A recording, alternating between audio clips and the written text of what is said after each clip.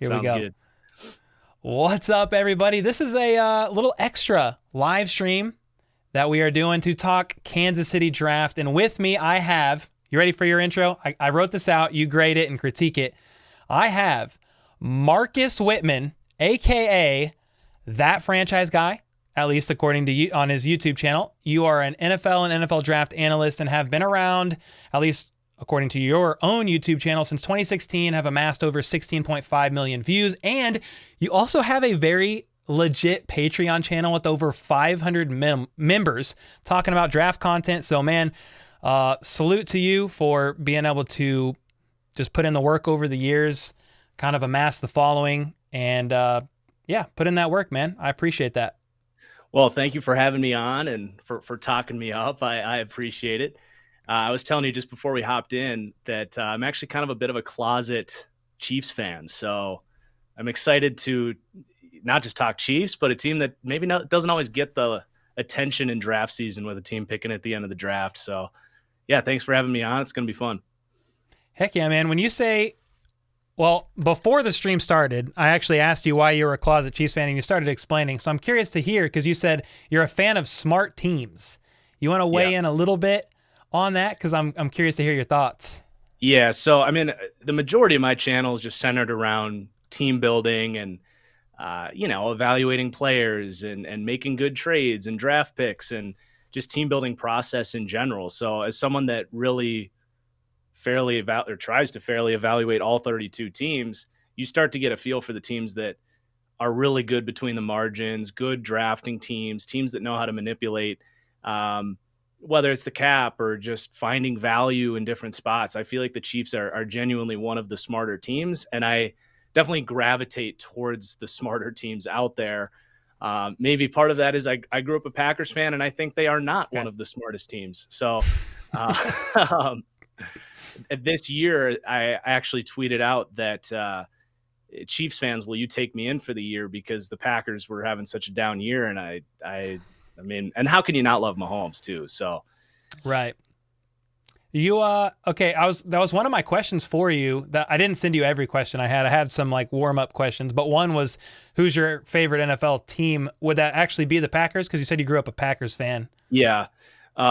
Favorite is a little bit of a loaded word with that. They are the team that I swear my allegiance to, but man, I like I said, I'm very frustrated with the way they build their team. They have really strict restrictions with receivers, and they don't participate in free agency, and the way that, I mean, I definitely have some jealousy. I feel like the way that the Chiefs have surrounded Patrick Mahomes with good coordinators and continuing to add players is the opposite of what the Packers did for Aaron Rodgers. So I still cheer for the Packers, but the more and more I do this, the more I find myself floating around a little bit and cheering for players a little bit more, cheering for coaches, and just kind of taking that league-wide look at things. Yeah, that's awesome, man. I'm born and raised in Kansas City. I still live in Kansas City, so pretty diehard Chiefs fan, but kind of to tag on to that end statement, since I kind of do this for a living now, I kind of look at things a little bit different, even though we are in the golden era of Chiefs Kingdom. I mean, I can't believe the last, even really 10 years since Andy Reid came, but 5 since Mahomes took over as a starter. We're living in like the twilight. I don't even know how to describe it. When we won the Super Bowl, I had no words. And, another bowl, three Super Bowls in 4 years, win 2. It's been crazy, man. Since you're a Packers fan, do you know Tom Grossi? Have you done any collaborations with Tom Grossi? I actually haven't. Okay. I'm hoping to reach out to him and get in touch here over the next year or so. Just our paths haven't quite crossed yet, but I think that's down the road here very soon. Cool, man. Yeah, Tom Grossi, I got on his show with him and Perna. I'm closer with Brandon Perna just through, like, I have a coffee blend out with his coffee company and stuff. But yeah, they had me on their show and it was a lot of fun. And I feel like I'm the least knowledgeable guy in the room, and I just kind of soak it in. And I will say this, in our conversation, you're probably going to carry me as much as Mahomes carried the Kansas City Chiefs this season. So I appreciate you being here. I do have a question for you. How many hours have you consumed of draft content so far for this upcoming draft in April? As far as like watching film and stuff. Yeah, or just in general, because you probably, I know you study a lot of film, but you probably are reading articles and Sure. other stuff as well. I mean, if you had to approximate how many hours you've studied content for the draft, I'm just curious if you could Yeah. ballpark it. I probably have watched slash listened to about 30-ish hours just of content. Okay, And then film quite a bit. watching is probably 10 times, maybe not quite 10 times, but it's a lot. I'm watching probably anywhere from 30 to 40 hours of film a week right now. So That's insane. And it's funny, I get a lot of draft questions recently. It's because it's fitting time for it. But I'm like, dude, I probably work 50 to 60 hours a week just making content for this Chiefs channel. I don't even know where I could find the time to consume like what you're doing. So I was like, I'm going to bring in some people that just really but it's a know. lot of these. Oh, I can't. Oh, what is that? It's an energy drink. Is it? I thought it was a Yep. beer. I was like, I got a Free- Boulevard over here. No. Free promotion for Ghost Energy right there. Are you sponsored by them? No. I know Okay. they have a partnership program, but I do Oh, that's like cool. it. Maybe I got to make that a thing. I'm a big coffee guy, so I do consume a lot of Yeah. caffeine, but it's probably through multiple cold brews a day. Yeah. Well, dude, before we jump into specific Chiefs news, I mean, this is a really big thing, and I don't know if you want to. Somebody just asked, Justin sent in a 2 here on the live stream. Thoughts on Bears trade as a Packers fan? I mean, for those of you who don't know, the Bears just traded the number 1 overall pick to the Carolina Panthers for pick number 9. Number 61, a first-round pick in 2024, a second-round pick in 2025, and wide receiver DJ Moore. Yeah. This is actually why we were a little late getting started. This news just dropped, and it was pretty much a bombshell. Do you have any, I'm just curious, what are your initial thoughts when you see that, especially as a Packers fan? Yeah. I mean, at first I didn't see the DJ Moore thing, and that changes a lot. But so I have a little bit, I guess, call it a hot take or just a strong opinion or whatever. If I were in the Bears chair, I would actually have gone with Bryce Young. Not that Okay. Fields can't or won't work out there. It's a good problem to have, right? But I really believe in Bryce Young. I think he's so much further along as a passer than Fields is. So a part of me as a Packers fan is like, all right, well, they're still taking a risk with Fields and we don't have to deal with Bryce Young. But for them to get DJ Moore in this package, they're going to get 2 firsts, 2 seconds. It's like, it's really hard to argue with that. Like you have, what is it? A bird in the, wow. Why can't I think of the saying? A bird in the hand is, you know what I'm saying? I don't know. I'm having a total brain fart there, but they You're have fine. a good option in Fields. And then you get all of that. It's like, geez, man, that's pretty scary. You're pairing them with Claypool and Mooney and the number 9 pick. Like that's how you can build around Fields and get him to reach his potential. So at first I was like, okay, good thing it's not Bryce Young, but now it's like, yeah, well, that gives Fields a much better chance of working out with DJ Moore there. So great move for them. Is it a bird in the hand is worth 2 in the bush? Yeah, that's Somebody what I thought just commented that. I was totally butchering it, but there it is. And when I say it out loud, I'm like, that's a really stupid saying. That makes no sense. No, we're going to take it. So the Bears are making moves like that. And as a Packers fan, I mean, you see Aaron Rodgers potentially going to the Jets. If that happens, are you confident in Jordan Love? And then guys, everybody watching, I know we're here for Chief stuff, but I'm just curious. Me and Marcus have never talked before. So you see that happening with the Bears. You see some of that. I mean, dude, you got to be a little fed up with the Aaron Rodgers drama every offseason. Is Jordan Love that guy? Or what are you thinking about with the Packers maybe over the next couple of seasons? Then we'll jump right into Chief stuff. So I actually, as a draft analyst, I was really high on Love before he got to Green Bay. Okay. Yeah. I had him as my number 2 guy in that class, which, okay, the Herbert thing is what it is. A lot of people weren't crazy about Herbert, and I'll hold my hand up and say I missed on him, but I also had him above Tua, and I still believe in that evaluation. Okay. So, man, he's had 3 years to sit and learn. He's got a great arm. He's not Mahomes, but he does some of that similar stuff with the play extension. And yeah, I do believe in him. He's going to have total scheme familiarity. They obviously believe in him. They're not shopping Aaron Rodgers, and they're not picking up his 5th-year option if they don't believe in him. I honestly think he's one of the more disrespected players around social media and everything right now. Everyone's already kind of written him off as a bust. There's a difference between not playing and playing poorly. And, Chiefs fans maybe have a different perspective because you got to witness his actual only start in his second year in Arrowhead on a short week, Sunday Night Football. The team did not play great that night. I'm not gonna really hold that game against him, especially when he came out so shaky, just as any young quarterback probably would on primetime football in Arrowhead against Patrick Mahomes with 4 days to practice because it was a short-term like COVID situation. So, I do believe in Jordan Love. I've always believed in Jordan Love, but at the same time, there's risk there, right? Like he is not a sure thing. He had warts as a college prospect, so you hope he's been able to work on those things, and the Packers can carry on with another franchise quarterback. Personally, I'm not too worried about it, though. I think he's going to be good.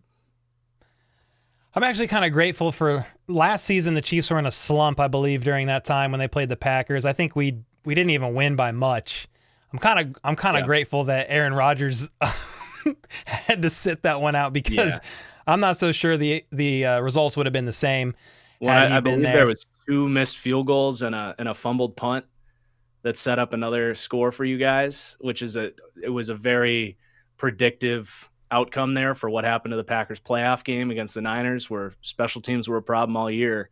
Packers probably would have won that game if special teams were just doing their job. It's crazy how you got to fire on all 3 cylinders. I mean, the Chiefs lost to the Colts last season early on. I mean, after completely basically imploding on special teams, a fake field goal or a fake punt. They botched. They missed a field goal. Sky Moore muffed a punt. Anyway, it's just an example of you can lose a game just by blowing it on one side of the ball. Yeah. Super interesting. But now we are moving on to 2023. The 2022 season's over. And again, you've done a lot more study on the draft than me. I'm just curious, do you have any just initial thoughts on, and then I'll kind of dig in and I can lead if you want, but do you have any initial thoughts on just where the Chiefs are sitting currently, just as far as, you don't have to go super detailed, but salary cap or roster-wise? You said they're one of the smarter teams, so I'm just curious if you have any initial thoughts on them before we dive into a few of these questions. Yeah, I mean, man, the fact that they opened up some future moves there by trading Tyreek Hill and then still won the Super Bowl is just insane. That's crazy, bro. And having a rookie draft like that certainly helps as well to fill in some needs. So they definitely have the freedom. You don't have that dire sense of urgency that maybe teams like the Bengals and the Bills and the Eagles might have, feeling like they have to get aggressive and do stuff. They know that they're going to compete for a Super Bowl, but you know what? If you don't win it this year, you can always bounce back the next. And I mean, they have a couple needs to fill, but I don't know. I think they're sitting in a really good spot, especially with you got the quarterback, the coach, the GM. It's a spot where you can just kind of trust those guys. Yeah, I won't lie, man. When I know I said we're moving forward, but when they traded Tyreek, if you would have said, like the next day, if you would have said, hey, I know Tyreek's gone, but what do you think about the Chiefs winning the Super Bowl? Not only that, but Patrick Mahomes being Super Bowl MVP. Not only that, Patrick Mahomes being league MVP. I'm not sure I would have. I'm not sure I would have bet a lot of money on all 3 of those things happening. So it's certainly crazy. They did win the Super Bowl, but some things have happened. They released defensive end Frank Clark, which is a big one. So we'll definitely be looking at defensive end. We have multiple defensive tackles that are free agents, and then they're, in theory, hopefully, working out an extension with defensive tackle Chris Jones. And then outside of that, they've got Orlando Brown Jr. They did not tag, and he could possibly, very well could sign with another team in free agency. So that's, I guess, where we can go. I think a big question, I think one of my first questions was about tight end, but I'm going to bump that back since we're talking left tackle. Do you have thoughts on left tackle?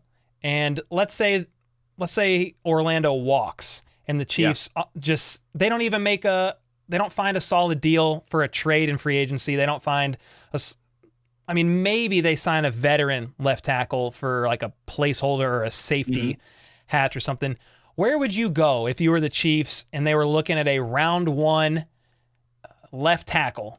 Maybe they could possibly get into the lower 20s, maybe they could sacrifice some future draft picks and get Sure. into the teens, like mid-teens, where would you go and who would you kind of look at if you were the Chiefs? Yeah.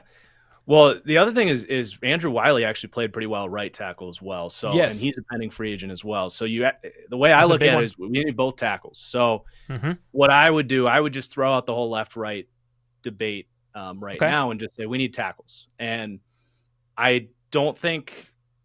I mean, I was surprised when they gave Orlando Brown that big offer to begin with, and Orlando should have taken that deal because I don't know if he's going to get that same money in live free agency here in a week. Maybe I'm wrong, but to me, I think you let the market play out here for a day or two. If Orlando goes and signs elsewhere for that big money, then you can move on. I still think it's possible that he tests the market and doesn't get that money that he thought he's worth. There's not a whole lot of openings in left tackle around the league, and he's been very adamant. I am a left tackle. Don't you freaking move me to right. I'm not doing it. So that's why he traded from Baltimore. That hurts his market big time. So I look at Pittsburgh and New England could potentially sign him. Other than that, I don't see a whole lot of great fits. He also is a very scheme-dependent tackle. He can't really get out and move and do the wide zone blocking stuff. So there's a very real situation where he is disappointed in his market, and the Chiefs say, hey, we offered you this six months ago. We're going to knock it down a little bit, but you can come back. So I would not rule that out at all. But definitely still a chance. Yeah. If he goes elsewhere, I think you can get by with Andrew Wiley just as you did this year, bringing him back. I think there is a second level of free agent bucket that you can dip into. A guy that really would make sense to me is Isaiah Wynn, because he can go left or right. He is a little bit risky as far as health, but he has played well for the Patriots when he's been able to be healthy. So if you could get a guy that has left-right flexibility, then you can go into the draft and be able to go either way, right? Because as I start to think about the draft a little bit, the left tackles in this draft probably won't be there. And that would be Peter Skoronski, Paris Johnson out of Ohio State, and then Broderick Jones, another guy. Honestly, he's a little raw in my opinion. You could go that route, but if you're trying to have a great left tackle right away, he might have some learning curves.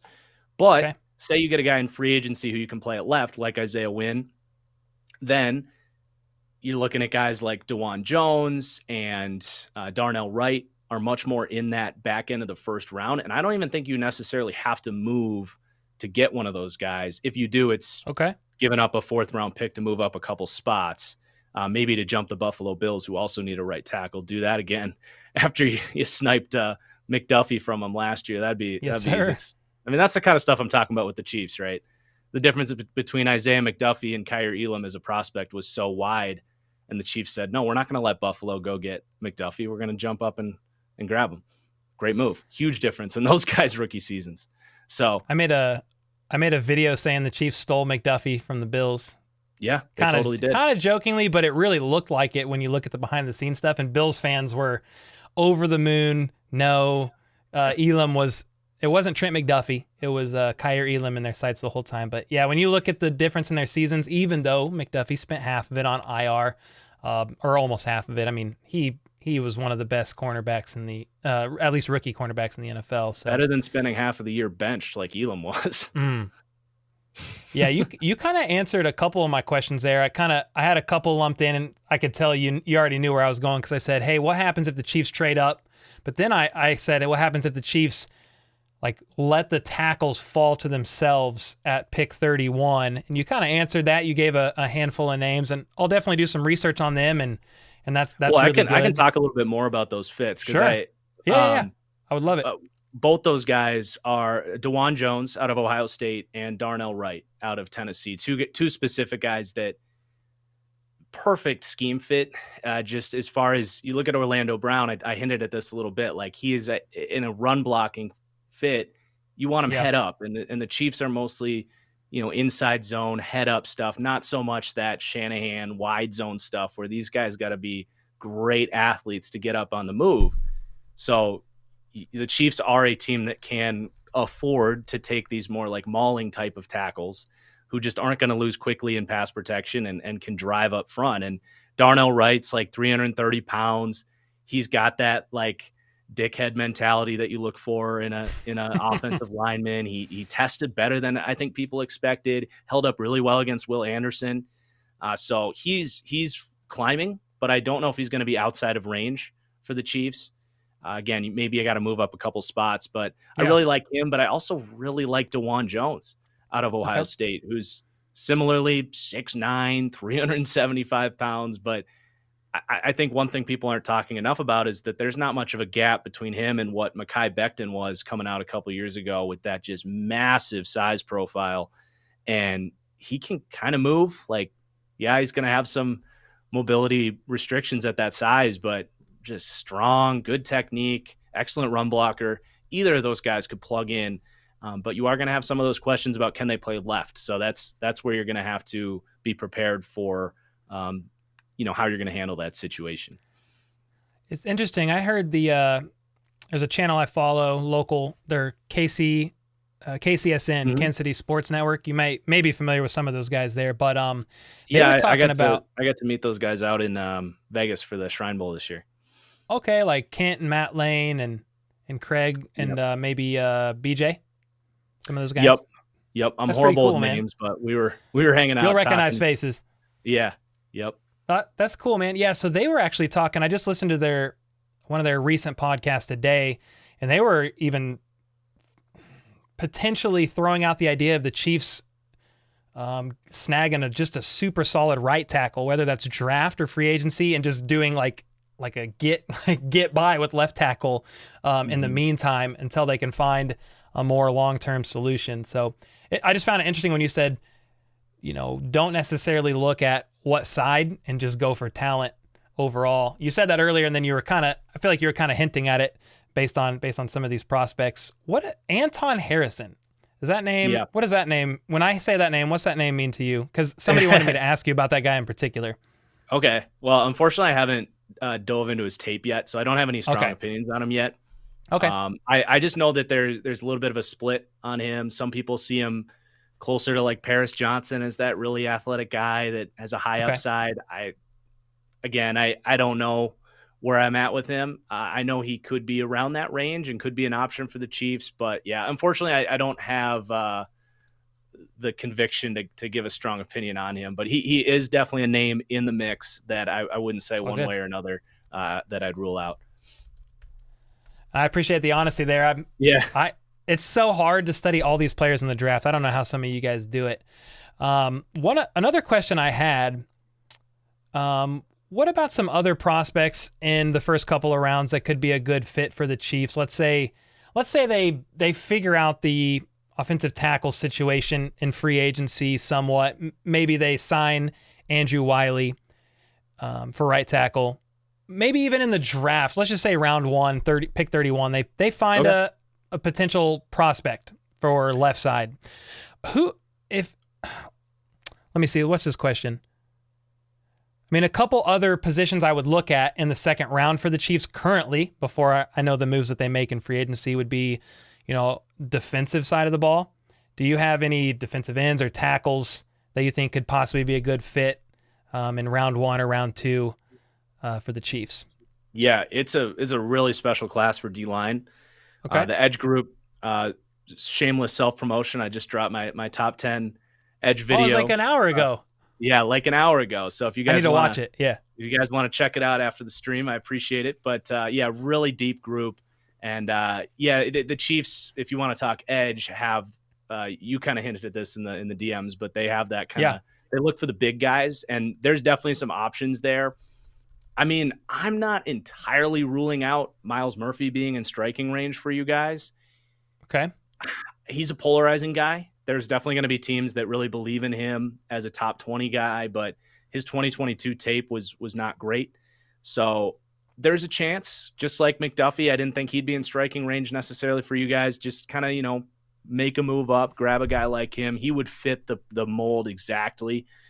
But beyond that, as you get into the second round, there's a list, man. You got Derek Hall out of Auburn. My pro comp for him is literally Frank Clark. Okay. Felix Senaduke Uzama out of Kansas State is probably going to be there at the end of the second. he fits the mold. He's big, physical. None of these guys are like true number ones. They're not going to grow into like alpha rushers, but to be a number two, honestly, like Frank Clark was, he's not that guy. He's a good rusher off the edge. Even like Tuli Tuipulotu. Another name is Keon White. I'm really low on him. Okay. He's 24 years old. Didn't really put that athleticism to the field, in my opinion. I don't really get the hype on him, but he would technically fit the profile as well. Honestly, kind of reminds me of Tano Passanio, who you guys took like 6 years ago. Mm-hmm. So I don't know on him, but he could be an option if you're into that. But there's a lot of options there, and it's a uniquely deep interior class as well. It's been a rough couple of years for interior defensive linemen, but I mean, you look in the second round, you got Jacqueline Roy out of LSU, Maisie Smith out of Michigan. If you're lucky, Adetomiwa Adebawore will be there out of Northwestern. And then I'm forgetting the Wisconsin kid as well, who was really good at the Senior Bowl, Benton, who would be a good fit as well. So there is certainly options. I think the second round will be a sweet spot for the Chiefs, unless a guy like Miles Murphy falls in the first. And that's why I'm so hesitant, at least currently, on the Chiefs trading for DeAndre Hopkins with the Cardinals asking for a second round pick, just because they've been able to really land solid players in the second round. But to back up to what you were saying, a couple names that came, like Derek Hall, he's been comped to the Chiefs actually at the end of round one at a couple different places. ESPN has comped him, NFL.com has comped him, and then I can't say his full name, but Felix Uzama. I don't know the other name. I'll butcher it. Uzama. Yes, sir. Uzama. There you go. Yeah, he's been comped to the Chiefs. That's Pro Football Focus comped him at the end of round one. So really? A couple familiar names. I mean, it sounds like that's a bit early for you. Yeah, that'd be rich for me. I don't think he has round one upside.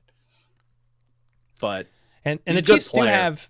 Yeah. If the Chiefs don't get rid of that second round draft pick, I mean, they'll be there near the end of round two, which, maybe some of these players will kind of fall into their lap. And they did get a couple compensatory picks yesterday, late round, 6th round, 7th round. They had a 3rd round, but we had to give that to the Giants for Kadarius Toney. But they could possibly move up a little bit if they want. So those are a couple interesting names that you mentioned them, and I saw them kind of echoed. Here's a question. Within the next year or two, I hate this. I hate to even talk about it, but it's just reality. The Chiefs may need to look at finding the next Travis Kelce, and there will never be a next Tony Gonzalez. There will never be a next Travis Kelce. But do you see any tight ends in this draft? Could be in the first couple rounds. Could be. I mean, I don't know how far you've kind of dove into the tight end situation as far as draft wide. But is there anybody in there that you think, hey, if the Chiefs for some reason got some of these issues answered in free agency, here's a tight end that could be a good fit in Andy Reid's offense? So, man, if we talked a little bit about like the Chiefs having a little bit of freedom with hitting on their draft class last year, just winning a Super Bowl. If he's there, you got to think about Dalton Kincaid in the first round. Okay. Haven't finished his eval, but everything I've seen on him looks like he is that Kelce replacement from a scheme fit point of view, and just everything from his size and athleticism to the way he's got that short wiggle and can kind of quickly peel away from linebackers and sit down in zones. And if he can just pick Kelce's brain for a couple of years, you seriously might get 90% of Travis Kelce for another 10 years with Mahomes. So what's one first round pick against that? I think you can justify that pretty easily, even though he might be your tight end 3 for the first year because he's not a good blocker, probably sitting behind Noah Gray, and you're just kind of letting him sit and learn. But, man, I think that you could justify that if you hit some of those other needs elsewhere. But beyond that, there's other players. Darnell Washington. Washington. Okay. Yeah, they're options. I don't know if I think Kincaid is a unique fit as far as being like Kelce, and they love to flex these guys out. I don't know if they necessarily need to draft an inline, big-bodied blocker like Darnell Washington in the first round. Okay. I like him, but it'd be fun, and you can go 12 personnel, and it'd be. I wouldn't like hate it or anything, but I don't know if that's a dream landing spot or anything like that. But if you're looking for more of that, just throw a flyer on a guy Yeah. and hope that you can tap into that ability to sit and learn from Kelsey. There's a couple tight ends that just blew the combine out of the water, and I haven't watched them yet, but you've got Zach Kuntz out of Old Dominion, who's like 6'7". I mean, he had like an God all-time bless. workout, 6'7", 255 pounds, ran a 4.55, jumped out of the gym. Like, I mean, you pair that athletic profile with Mahomes and Reed and maybe. So that I don't even know Love where it. he's going after that workout, but maybe 4th or 5th round. Okay. Another guy's Will Mallory out of Miami, kind of fits that big slot, sort of speedy tight end developmental piece. So there's a few names for sure. Yeah, It's a Noah deep Gray. tight end class. I love to hear that because Noah Gray was a 5th rounder in 2021, and I mean, he's progressively gotten better. And my thought of drafting a tight end now, whether it's an early round or a later round, doesn't necessarily matter as long as Veach and company see the potential there. Because if you can sit under Travis Kelce for a couple of years before he retires, I mean, I feel like that's the most ideal situation. I see a lot of comments in the stream. I understand, like, we've kind of talked about it. They're like, yeah, offensive tackle and the D line's probably biggest need. And we've kind of addressed that first. Tight end is more of a secondary. I will kind of pivot here. Wide receiver. I think regardless of what the Chiefs do in free agency, whether it's re-sign Juju Smith-Schuster or if he outprices him or gets outbidded, goes somewhere else because he already has a ring. So I'm kind of like, Juju said he loves KC, but he already got a ring. He might just want to chase a bag after, kind of dealing with some injury issues. Maybe the Chiefs, if it's not Juju, maybe the Chiefs find, I mean, unless Veach does something crazy and trades for somebody who's their new wide receiver 1 for the foreseeable future, maybe they opt to sign a veteran and go in the draft within the first, I don't know, round 2, round 3. Do you see any wide receivers in there that could be a good, I mean, some names that have been brought up to me constantly, but I think they're more first rounders or fringe first rounders would be Jackson Smith, Enigma, and then Jalen Hyatt. Those are both first round guys, right? I mean, the Chiefs probably, based on their needs of offensive tackle and D-line, aren't going for a round 1 wide receiver, but I'll never rule Brett Veach and company out. Sorry, my dog's just trying to get outside. The door's right here. One sec. No, you're good. Go ahead, man.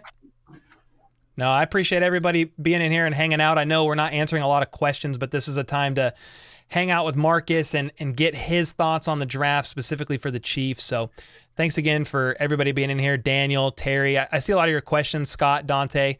I have some for Marcus, and I kind of told him 20, 30 minutes, and we're almost at that threshold. So we'll talk wide receiver, and then I'll just, after that, man, we can pivot and just get your initial or just end of interview thoughts on Chiefs and any other need you think they may need to go after in the draft. It's kind of, we're early, man, because we need to, everybody asked me, and I'm like, I kind of need to see what the moves that the Chiefs make in free agency. I mean, it's tough now, but you said, hey, we could either do Friday or in April, and I was like, let's do now and get preliminary draft thoughts. So love it. I appreciate that. So you brought up Jalen Hyatt, and he's a polarizing player because he kind of opened the door for the Chiefs, honestly, a little bit by running just a 4.4. He was kind of someone that people expected to run maybe as low as the 4.2s.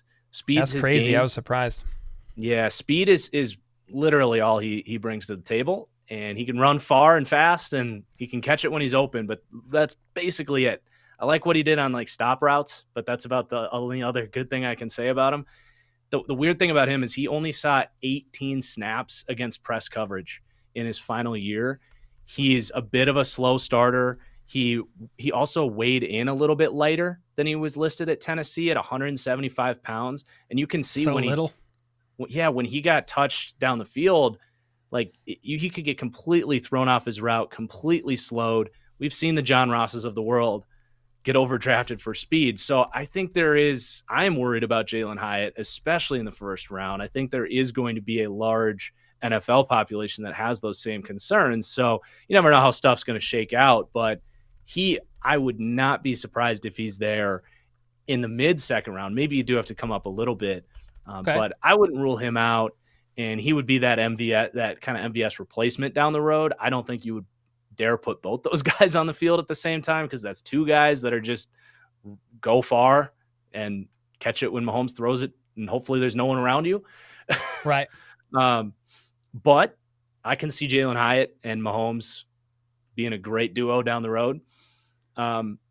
You've kind of got your slot guys with Sky Moore and Kadarius Toney. So if you want your possession guy, Michael Wilson out of Stanford, day 2, I really like his game.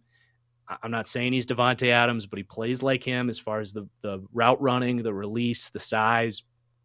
And Cedric Tillman out of Tennessee would be a really good fit there. I compare him to Nico Collins for the Houston Texans, who's just a good perimeter starting receiver.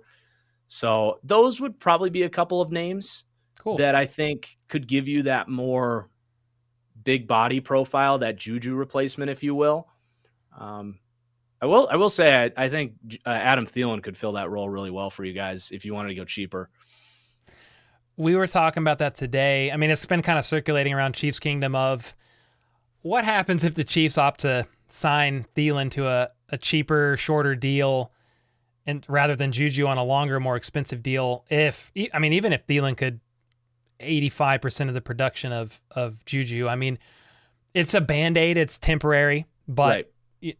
I will say this, Brett Veach has landed on a lot of things, but he has not been able to land super strongly on wide receivers. I can't think of any. I mean, he drafted McCole, he drafted Cornell Powell, but McCole, he's probably going to go in free agency, and he's done well, and he was behind Tyreek Hill and Travis Kelce, so take that for what you will. But I am interested to see what the Chiefs do wide receiver-wise this season in particular in the draft. As well, fantasy owners. There's a lot of points on the table there. A lot of passing yards to make up in that offense. I love it. Thanks so much for your time, man. I know it's valuable. And do you do this full time? Do you work a full-time job and do this, or are you running YouTube? Full-time YouTube, yep. Love it, man. Yeah. I made the leap in September, and it's been a crazy. Congrats. Yeah, thank you. It's been a crazy journey. I'm sure you know Brett Coleman. Yep. And some of those guys. So I have the same management company with those guys, and every time I'm even around any of them, I'm like, I don't know anything in this room at all. But I'm honored to be around and just do what I love for a living, which is cover news on the Chiefs. I guess before we get out of here, man, Brett Veach and company are very good at later round picks. I know you probably haven't dove deep into later round picks, so you don't have to necessarily go into detail there. But before we get off, I was just curious, do you have any ending interview thoughts on the Chiefs and where they could go, or thoughts on later round picks for them considering their roster currently, or just any parting thoughts you have before we get out of here? Yeah, for sure. I think, wide receiver, even further down the board, there will be options. Okay. Just to throw a couple names out there, Bryce Ford Wheaton is a like freaky athlete. We talked about just put athleticism in the system and see what works. Xavier Hutchinson out of Iowa State, maybe if he's there in the 4th round, he's just a complete player, could maybe even play that Juju role.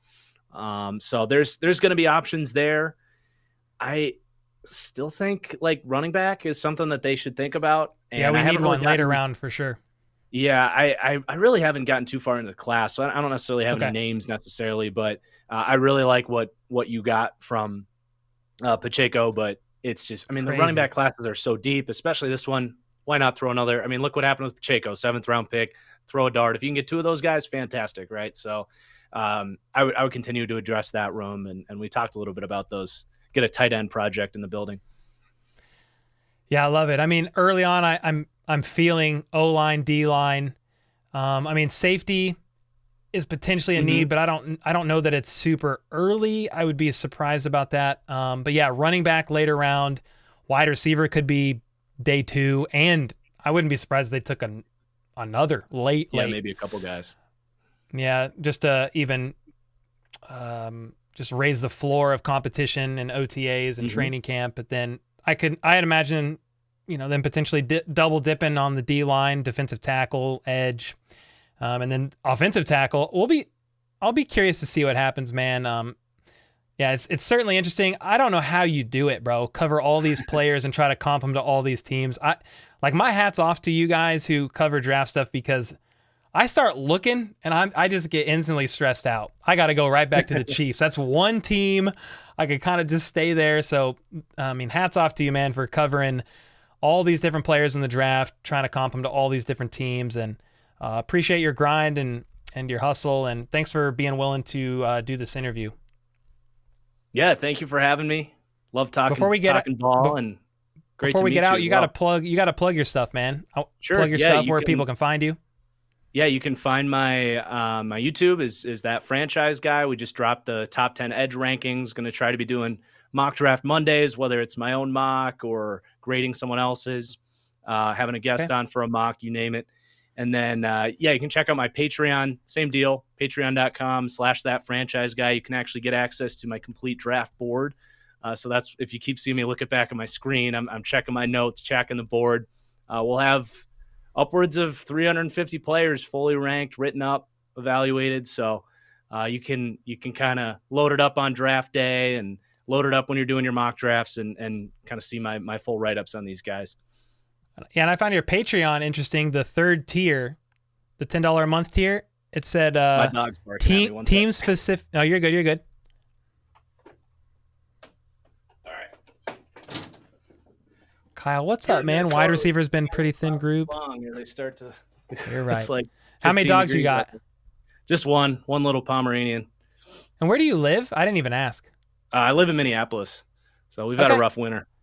Yeah, I'm in Kansas City, and the Midwest is so weird. It's like 70 degrees one day, 30 the next. I can't even keep up. But yeah, what I was saying before, you had to jump up the third. I'm actually probably going to join it because it was super interesting. The third tier of your Patreon, it's a team-specific 7-round mock. So I'm kind of curious where you're going with that. As someone who covers the Chiefs, to see where the Chiefs are going. So that's awesome, man. For sure. Well, thanks for having me on, man. It was great to meet you, and that was a fun conversation. Yeah, Marcus, thanks again for being willing, and I'm sure our paths will cross again here in the near future. Appreciate your time. Yeah, totally. Take care. Yeah. Awesome, guys. Well, thanks so much for hanging out for the live stream talking draft. We kind of double dipped. I had a Q&A from 2 to 4.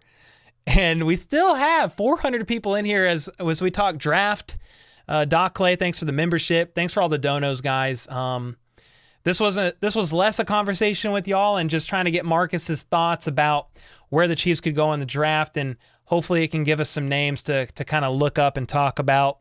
I've never claimed to be a draft expert, so I want to bring people in like Marcus, and we'll do some other guys too. We'll partner with RGR. Maybe I can get some KCSN guys, and just talk draft and where they would go. And this is kind of my angle of where I'm going with draft content, because, dude, it's very hard. I don't know all the info, and as much study as I personally will do, it'll never be enough. So we'll partner and collab with some of these guys, and thanks for just hanging out.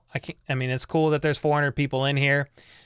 Eli, Daryl, John, Official, Doug, Brand, Lyric. Appreciate all you guys per usual. My family's eating dinner right now, so I'm going to run up and have chili with the family and see the girls and help get them down to sleep. But man, thanks for double dipping with me, a lot of you guys. We had a stream from 2 to 4 and jumped right back on at 5 to 6 for this stream.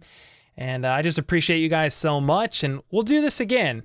Marcus was available Friday at 5, so that's when it happened. We'll do some other random times, probably based on others' availability. But thanks for all the likes, the comments, the donos, the memberships. And until next time, let's go. Let's freaking go. How about those Chiefs?